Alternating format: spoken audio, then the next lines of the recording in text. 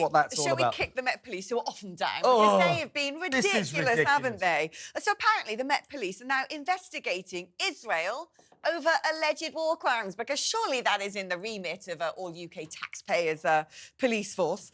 But Boris Johnson has condemned Scotland Yard for doing this, saying that the appeal for witnesses to the conflict in the Middle East has indicated a worrying politicisation of the force, as if we didn't know that already. Yeah, well, what I would say is it's utterly insane. What on earth do the Met Police think they're doing?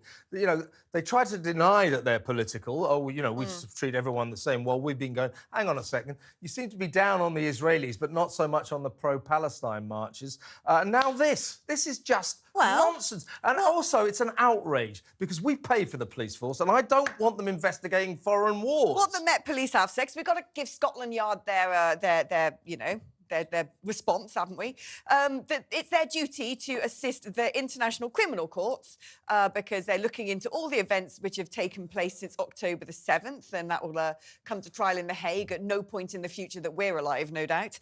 But they said that it's their duty. But it's the fact that they've put up things all over the airports. Appeal for witnesses. Did you see anything? Seen anything nasty in Gaza? Contact the Met Police. Do they not have this? Dial 999. It's ridiculous. Yeah. Seen anything grim in northern Nigeria? What about in Ukraine? Don't the police see the trouble this will cause them? What on earth do they think they're doing? These people are absolute idiots. Do you know what I think they've done? I think that they have watched the latest series of Vigil, where the police go and investigate war crimes in the Middle East and think, oh, that looks glamorous, that looks fun.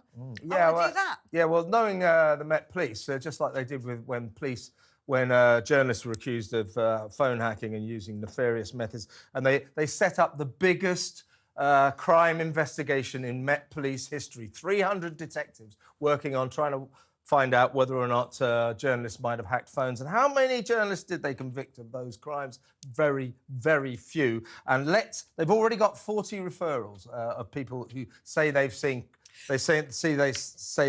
crimes in Gaza. Let's not make the same mistake as you did before, eh? Don't make a massive investigation of this. In fact, get it out of your files. It's ridiculous. But if you do like a good whodunit in the Middle East, and I do, who did that bomb in Iran? So yesterday, let's go back to today. What's happened today? Iran's Supreme Leader Ayatollah Ali Khamenei has vowed revenge against the evil and criminal enemies responsible for the deadly attack in the Islamic Republic's history, because 2 bombs were detonated near a cemetery where there was a memorial taking place for Qasem Soleimani, who was killed in a US drone attack back in 2020. He was the head of the Iranian guards, and pretty bad man. They're the ones who go about enacting acts of terrorism on home soil and abroad, and are kind of like a sort of glorified, more sophisticated, and perhaps even more brutal version of Putin's Wagner mercenaries. So, bomb goes off, 200 wounded, 100 people killed,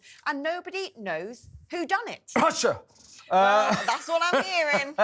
We're hearing Russia. We're hearing Russia. Like any other political investigation, you've got to think, who wants this to happen? Who wants more chaos in the Middle East? Now, does Israel want more chaos? Some do, some don't. Is it a state thing? They haven't really said yes or no, but we kind of assume that it isn't them. But it could be elements of Israel who want to bring Iran back into the war so the US bombs them. The US says it weren't them. Yeah, it wasn't them. Let's watch Matthew Miller, US State Department spokesman, denying that this atrocity had anything to do with America.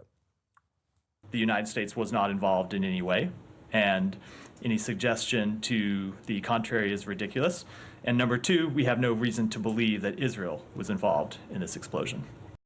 Now, they turned around and said it's actually ISIS who did this. And let's be fair, ISIS love chaos, because that's the sort of, you know, fertile soil in which ISIS thrives.